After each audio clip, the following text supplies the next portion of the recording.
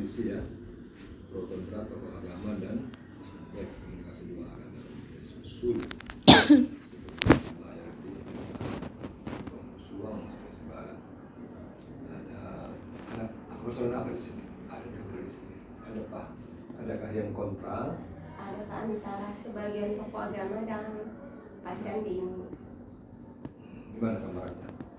Kemarin mereka itu tidak setuju dengan tradisi usul ini karena sebagian dari tokoh agama ini berpendapat bahwa tradisi ini menyimpang dari ajaran agama karena menggunakan benda-benda tertentu, bahkan menggunakan menentukan tradisi usul ini dengan mempraktekkan dengan tubuh mereka gitu.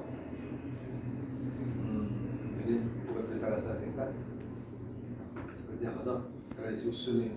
Jadi sebelum mereka berlayar itu misal dari segi pembuatan perahu, mereka itu membuat seperti paku yang berjumlah misal 14 itu memiliki makna tersendiri.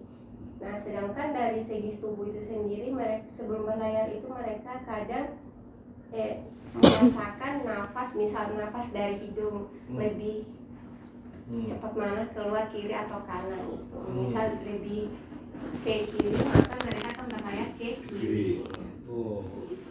Jadi sebagian tokoh agama ini berpendapat bahwa itu menyimpang dari ajaran.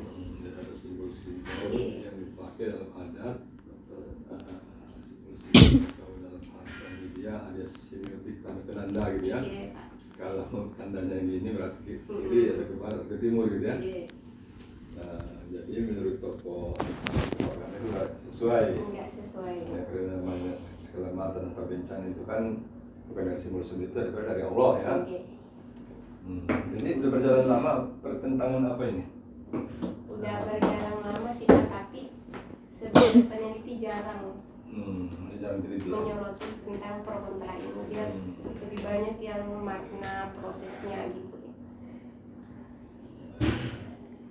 Jadi ketika ada pro kontra dalam hal tradisi ini, apakah sebatas pro kontra biasa atau ada hal-hal yang lebih serius antara dua kubu ini, yaitu agama dan tokoh adat?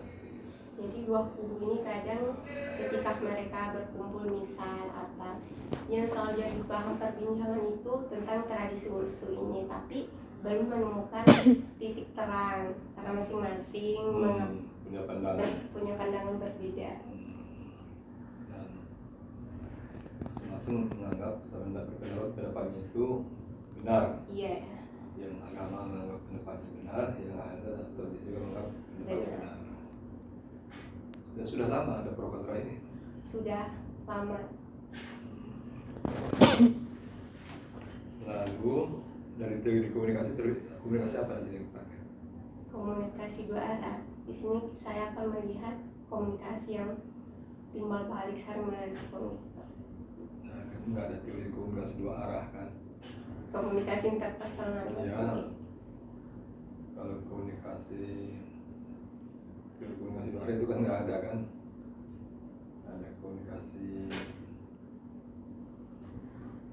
Nah, kalau ini kan dari bahasa dakwah kan, tokoh agama itu kan juru dakwah atau dai.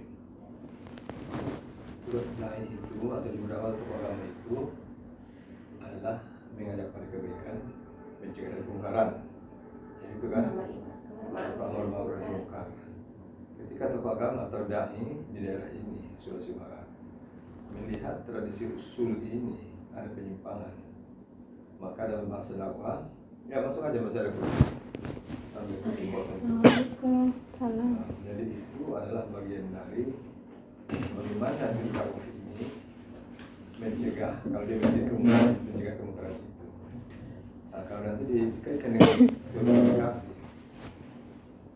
berarti pesan pada kebaikan, mencegah kemungkaran itu tentu perlu strategi komunikasi yang baik, atau dalam istilah komunikasi pendekatan yang persuasif.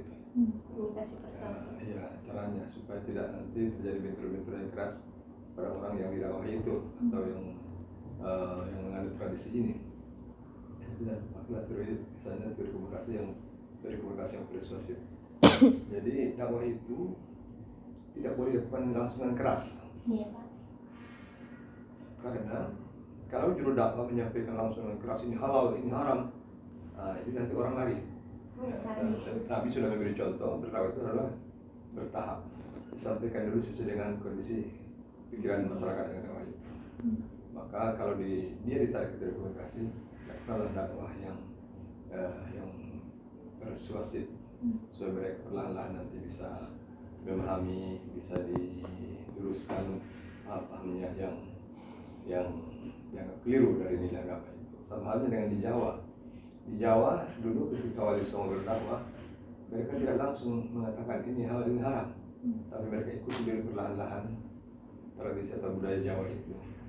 Lama-lama dengan pesan-pesan yang baik, masukkanlah nilai Islam dalam budaya itu.